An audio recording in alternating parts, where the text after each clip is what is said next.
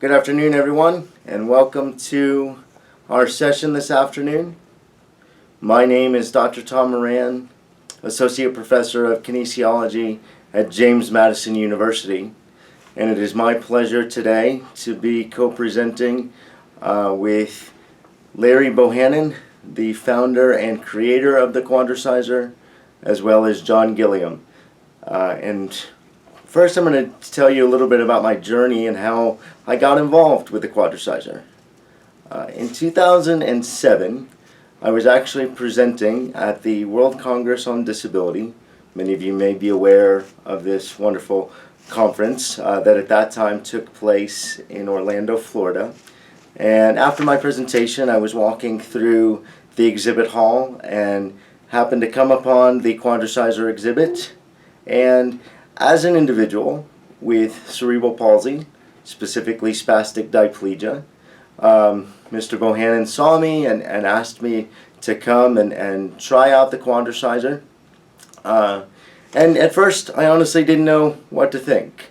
I've tried numerous different, functional pieces of equipment and thought, oh, well, I don't know if this is going to make much of a difference, but I'll give it a go. And one of the interesting things that I realized straight away was here I am as a now adult with CP, but it allowed me to reflect back on my experiences as a young child, and unfortunately having to go through numerous years and sessions of physical therapy. And unfortunately through those experiences, yes, I realized they were meant to be beneficial, but one of the things that was very detrimental to me and very violating in some degree was how I had zero control over what the therapist was choosing to do to me. I was, being asked to lie on this therapy bed while they chose to stretch my hamstrings from here to kingdom come. And in many situations, a lot of the stretches and or exercises I was doing was giving me extreme pain. And I thought, gosh, they have all power over me. And this is painful, and this is no fun.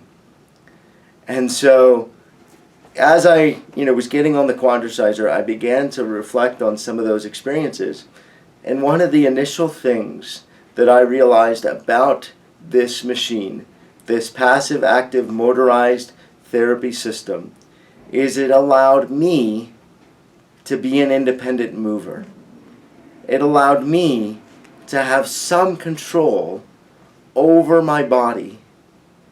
And then surprisingly, this machine allowed me to move my limbs through a full range of motion and through an increasing level of motion, but one that I could have some control over. It wasn't about a therapist or an instructor or a teacher now grabbing my limbs and forcing them to go in one motion or the other. And it wasn't about me questioning what is the purpose of this exercise. And so as I climbed, into the machine and got strapped in, again, still honestly had no idea what was going on. And then, Larry made the adjustments for the upper body cables, and then made the adjustments for the boots to allow it to fit my height and my current level of flexibility. And then we turned it on. And all of a sudden, over that next 20 minutes, I not only felt freedom in my movement, but I began to think, wow, would there be any other way to provide this movement and this amount of repetitious movements for me? Right? I think about the ability for me to go and do any type of continuous upper body movement. I love the outdoors, but the opportunity to run is so taxing and laborious on my body. And so, because, every time I take a step, I've got as many forces going front and back and north and south, unfortunately, as I do east and west. And so I'm burning 3,000 to 4,000 calories a day because of the inefficiency of my movement.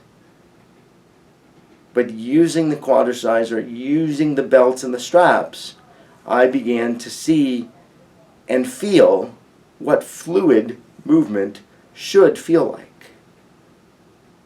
And so upon becoming an academic, I was able to stay in touch with Mr. Bohannon and did some initial research during my time at the University of Virginia doing my doctoral work. And then upon arriving at James Madison University and getting my position as professor of kinesiology, I began to run physical activity programs for people with disabilities. Because again, as a young person and now as an adult with cerebral palsy, there were so few opportunities for me to be physically active. And I dedicated part of my professional mission was to make sure that no child, adolescent, or adult went through what I have gone through and still go through in terms of limited opportunities to be physically active and to enjoy opportunities that any other same-age peer is getting to enjoy. But then I ran into another issue where what opportunities are there for students with very significant physical disabilities or multiple disabilities whose limited range of motion, whose limited muscle tone or high tone prevented them from doing certain movements and potentially certain activities. But they still deserved the right to be physically active and also needed the health benefits to be physically active. When we think about not only are they dealing with their primary disability, but secondary issues of circulation, of weight management, of contractures, and the list could go on and on.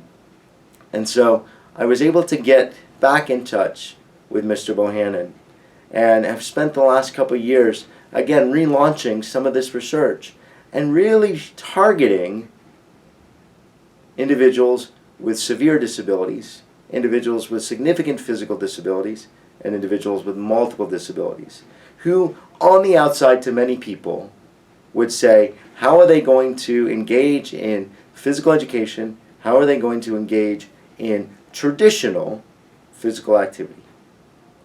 And so we were able to launch a pilot study at James Madison University and recruit a number of subjects to come in to the university each and every week to enjoy these exercise sessions. The beauty of the Quadriciser is, as you look at it, and Mr. Bohannon will give you the opportunity to come and see that by adjusting the cables, by adjusting the seat, you can actually do 20 different exercises. And so this would allow any participant the same opportunity that any typically developing mover would have by going to Gold's Gym or the YMCA or their own local fitness center. But we ran into another issue. We went from 24 participants down to 18, down to finally 12 consistent participants. And you ask why? It was because of access and their ability to consistently get to the university for their exercise sessions, for their therapy sessions. And each of those 12 participants, it wasn't like they were just skipping out on our sessions. They were skipping out on other therapies and other appointments because of medical issues that were coming up. Because some of them, unfortunately, were having seizures and had to back out. And so when we decided to launch our study this past year, I began thinking about, and this is what brings us here today, I began thinking about how can we take the Quadriciser a motorized passive-active therapy system and build it into the educational structure and environment of a classroom.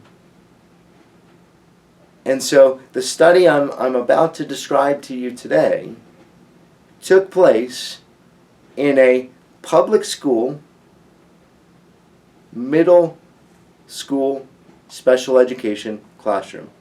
This was a classroom for students with multiple disabilities. And so there were 6 students in this middle school multiple disabilities classroom. And we were able to get the special education teacher, the physical therapist, as well as the teaching assistants on board to build the Quadriciser into their daily routine. And so from the moment these students got on the bus, they were put into a schedule, and the first student went on the Quadriciser, while other students started some of their academic work. And then the second student, and then the third student. It just became a natural part of the educational environment. But what we were able to see was eye-opening.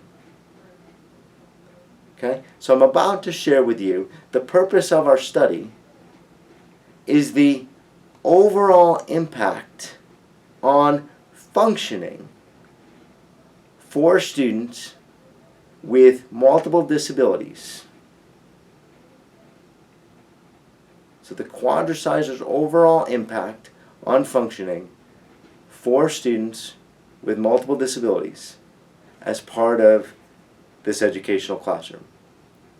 And so when you think about overall functioning, we looked at 3 dependent variables, and each of them had subvariables underneath. So first, their physical ability. And we were able to take range of motion measurements on all the key joints. So you think about the shoulder, the elbow, the hip, the knee, and for some, the ankle, depending on if they had that joint fused or if they had the ability to dorsiflex and plantar flex. We were also able to look at their level of strength for those that were able to actually show us the difference between the passive movement while they were on the Quadriciser and those that were able to do active engaged movement, those who were actually pulling on their own. So that was physical. Our next piece was looking at activities of daily living. And some of those variables included toileting, so bowel movements. As many of you know and can understand, for many participants with significant physical disabilities, if they are not moving, their body is not helping their digestive system excrete waste. And so for many of these participants, they could go days or potentially a week or more without having a bowel movement in class. For others, it was help with feeding. So how did their movement impact feeding? Not just their ability to self-feed, because some of them still were not at that level, but even with supported, are we improving the efficiency of movements? The second piece was feeding. Along with feeding was swallowing. Quite a few of these participants, because of the spasticity of their muscles or the low tone, would actually begin to choke or gag while swallowing. And it didn't matter if they were trying to swallow food, solid food, pureed food, or if they were trying to do a beverage. And so we also questioned, would this continuous repetitive movement show any improvements in swallowing? Okay. And then you also had things like looking at purposeful reaching. which then allowed them to ask for or get things that they desired, which is an important activity not just for physical well-being, but to engage in activities of daily living. And then our last variable. We wanted to initially look at how would the Quadriciser improve academic performance. Well, after writing that up and thinking that through, we realized that was too big of a jump to say how could movement actually translate to academic achievement, because we've taken out the factor of the teacher, right, and not taken into account what she was doing as part of her instruction. So we modified the third behavior to say academic readiness. And that specific variable looked at two things. As you can imagine, those participants with multiple disabilities and those specifically with significant physical disabilities had issues with head and neck control. And so they were dropping their head. Well, if you are dropping your head or have difficulty with keeping your head up, how can you continually attend to instructional material or the actual instructor? And so we were trying to look at, could we change and or improve the amount of time that they picked their head up? Secondly, going along with attention is eye contact. So now we're trying to help them pick their head up, but to truly attend, you have to look at an object or look at the instruction. Or another way to think about it, anytime you shift your eye gaze and look at something else, there has to be a shift in attention. That is the way your brain works. Can you attend without looking at something? Absolutely. But you cannot shift your eye gaze without shifting your attention. And so if a student is looking at something, but because of the lack of head and neck strength, is not able to keep their head up, and so now their eye level has changed, they are going to shift their attention and not be able to attend to the teacher. Or if they all of a sudden look left or look right. So we looked at those two pieces, their ability to lift their head up to attend and their ability to keep eye contact. So now that you understand a little bit about the methodology of the study, right? So again, just a quick recap.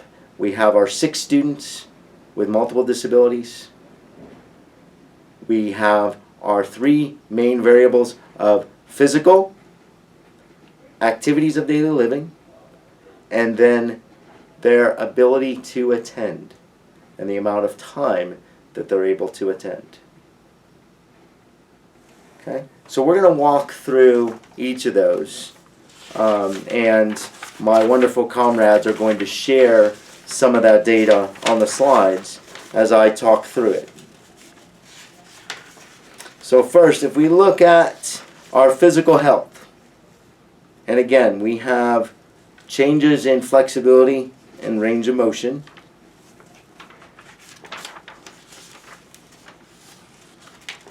This table here, all right, obviously to protect the students, we have them labeled as A, B, C, D, E, and F. What happened is at the end, at the beginning of each exercise bout, and at the end of the exercise bout, we took, with a goniometer, range of motion measurements. Okay? Which is why you see a range. So the lowest rate, if we look at participant A, and we look at their right shoulder, okay? Participant A had a low range angle of 160 degrees. And then the best pre was 180. and then you can see the post. Okay? Keep in mind, and I apologize for not sharing this earlier, as you can imagine, the challenge with doing any type of research where you're looking at physical disabilities and or multiple disabilities is there are no two students alike. And so I'm sure as you even look at this data, you can begin to pick out those who were spastic or hypertonic in their muscle tone and those who were hypotonic or low muscle tone. Because with the Quadriciser, you end up having two slightly different questions. For those who have high muscle tone, your question may be, does the continuous movement actually promote or increase their flexibility? Right? Because they're very tight, they're very rigid, right? So you are trying to promote that increased flexibility, that increased range of motion. For those with low tone, the question is not increased range of motion, because they're already there. Right? They could be floppy. We even question, for some, they'll go even well beyond 180 degrees. Not safe, but they will. So we're then looking at fluidity of movement. Right? As I mentioned, when I think about my movements, taking a step, walking from point A to point B, I wish my body was moving in just one plane. But the reality is it's all over the place.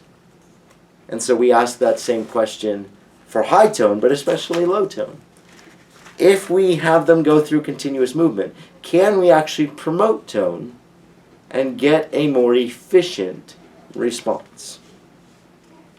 So as you look at the chart here, again, you will see some of the improvements. For some of the students, improvements were great. For other students, improvements were minimal. For others, we question, would they return to... So I went through a wonderful exercise bout, and it increased my range of motion. But what happens an hour later? What happens 3 hours later? What happens a day later? And that was a huge issue when we thought about our pilot study. Because again, keep in mind, it was difficult to get some of the participants to come more than once a week or twice a week. But by building the Quadriciser into this special education classroom, they were able to engage for 30 minutes. Each exercise bout was 30 minutes, 5 days a week. Or every day that they were in school. Obviously, some of them still had medical issues, missed classes.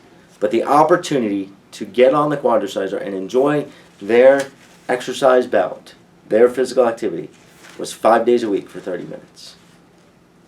And so we were able to see much greater gains between this group of participants, again, understanding that they're two different groups, but this group of participants as opposed to our pilot group, which unfortunately did not have the opportunity to engage 5 days a week. Looking at strength,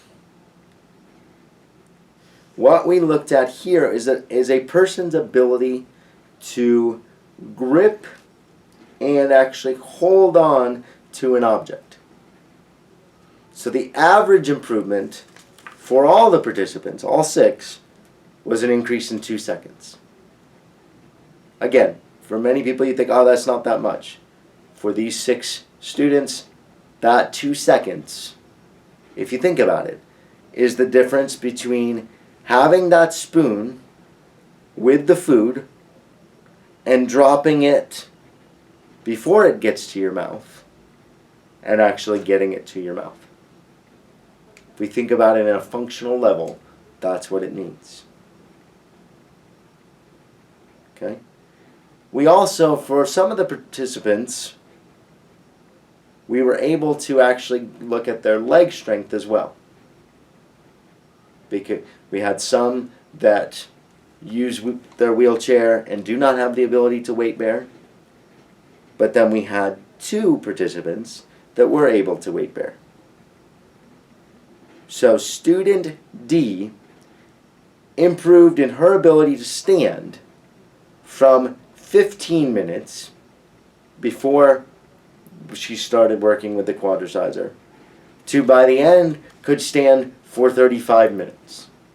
Student E, as another example, went from the ability to stand for 10 seconds, again, this is all with support, but 10 seconds, to being able to go stand for 1.5 minutes and actually be able to provide some assistance in his transfer.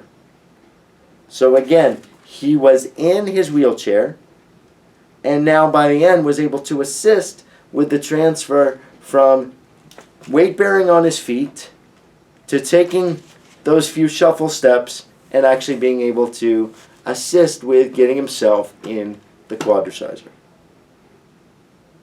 So you think about not only that from a strength perspective, but how that improves his overall level of functioning and actually engaging in activities of daily living. The last piece I'll share as it relates to physical. And this actually was the idea of the special education teacher, who is a huge proponent of movement, as all of you are here. She wanted to look at the actual total movement time and the number of actual movements that the students were taking. Because the typically developing middle school students were wearing pedometers in physical education.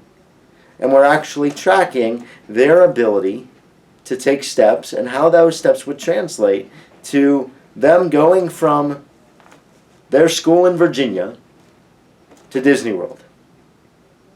And so this teacher said, can we use our movement on the Quadriciser and equate not only the movement with the legs, but the movement with the arms into actual miles of movement.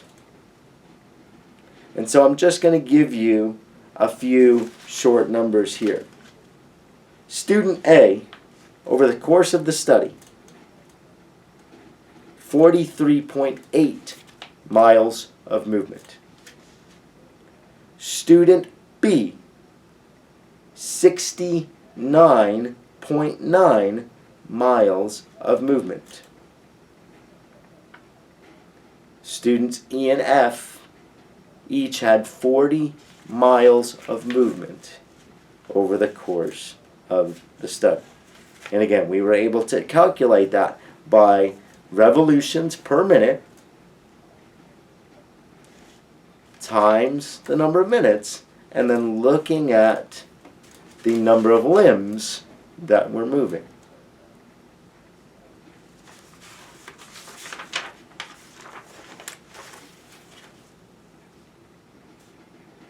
Next, I'm going to go on and talk about activities of daily living. And I'm just going to share some highlights here. But the most notable one was the number of bladder and bowel movements from all the students. And some of this is anecdotal, just to set the stage. But the teacher said a lot of students would come on Monday after the weekend, and the teacher would note, the parent would note that they had 0 bowel and bladder movements over the weekend.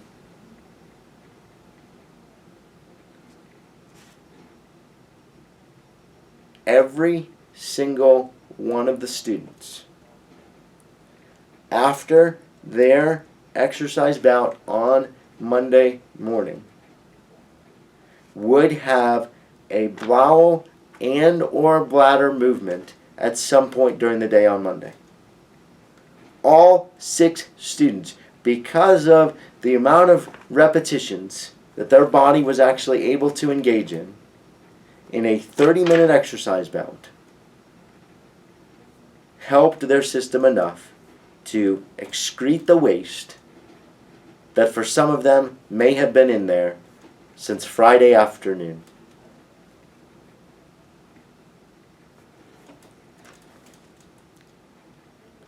The teacher also indicated student A and D, because of their Quadriciser bout, because each of them in collaboration with nutrition, as soon as they would get off the Quadriciser, they would have either their snack or lunch, depending on if they were early in the morning folks, right? Because some, we had 2 participants that got on as soon as they got off the bus, so they actually had Quadriciser breakfast. We had those that were mid-morning that were Quadriciser snack, and then the last 2, Quadriciser lunch. Students A and D became more independent feeders. Again, still needed some support, but were able to be more independent in their own feeding.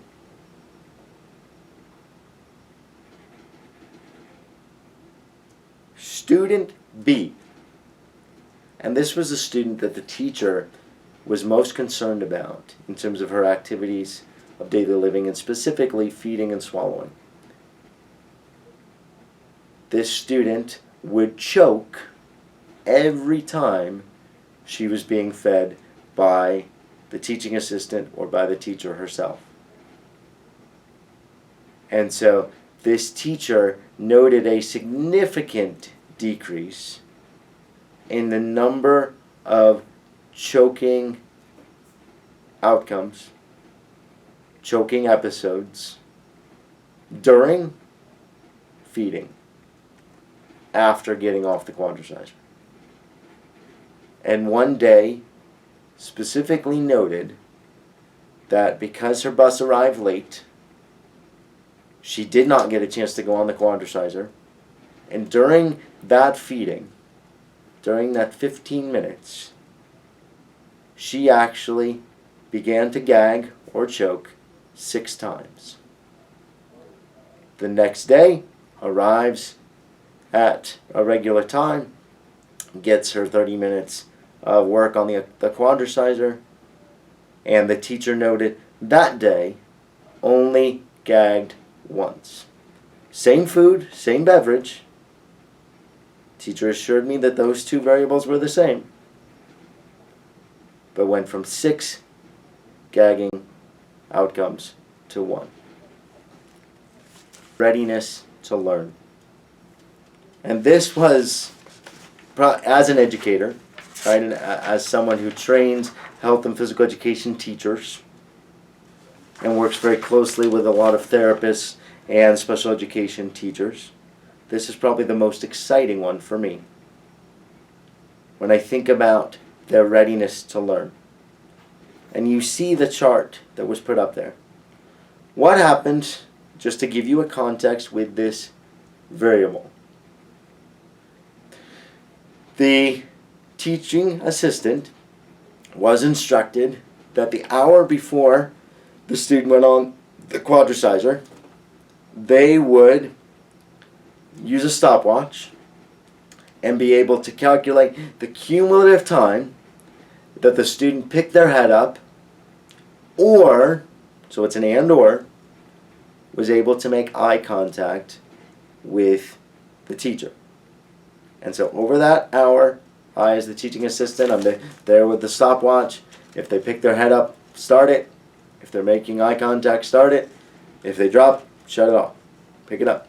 And so over the hour span, if you look at the before column, you can see the range and the number of minutes this student showed a readiness to learn by picking their head up and by making eye contact. Then, after they would do their 30 minutes on the Quadriciser, the hour after, the teaching assistant would do the same thing and calculate. And so you could see the staggering numbers pre-post on a student's ability to be ready to learn. Again, it's still up to the teacher to use that opportunity and improve the academic performance. I'm not going to try to generalize and make that statement.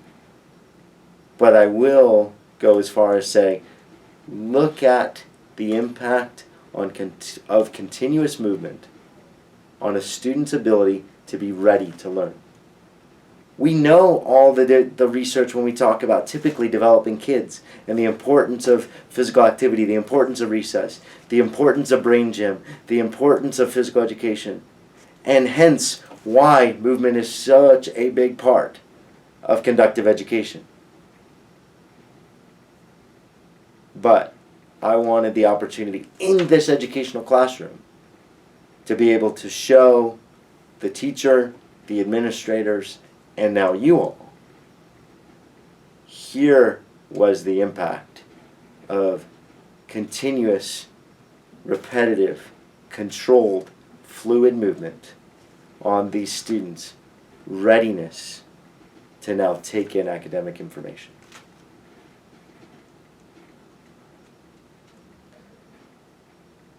Again, I believe we're just beginning to scratch the surface with this work. And this initial study showed improvements in all 3 variables. We were able to keep the exercise constant because my first question was, does this Quadriciser actually have an impact on overall functioning? And now we know that according to this initial study, the answer is yes. Our next step and what we have done this year, in the middle of data collection, is now what happens if we begin to do different exercises every 3 weeks. Just like you would go to the gym and you would do your workout plan and you'd continue that for a couple weeks and then you'd change it up and focus on this exercise or that exercise or this muscle group and that muscle group. We wanted to begin to now say, well, still keep 5 days a week, still do 30 minutes, but what happens if we now change the exercises and promote specific movements? One specifically that I'll show and share, and John and Larry will be able to show this as well, is instead of doing the traditional motion, arms going straight up and down, what happens if we begin to move in a PNF style? And now we're crossing midline. We're now forcing both sides of the brain to communicate. We're forcing those signals to go across the corpus callosum. Are we going to see greater improvements? What happens when we now promote more hip flexion? Are we going to see greater improvements in not only the range of motion and fluidity of that joint, but in the overall movements? So that's where we're going now. And I think the sky's the limit on where we can continue to go. But what I'm most excited about, for them and for me, is the Quadriciser provides an opportunity for each of these participants to enjoy the freedom of movement without the control of an instructor. They're moving on his or her own. And also, they're now able to enjoy physical activity and movement through this wonderful modality that has never been provided and probably cannot be replicated on their own.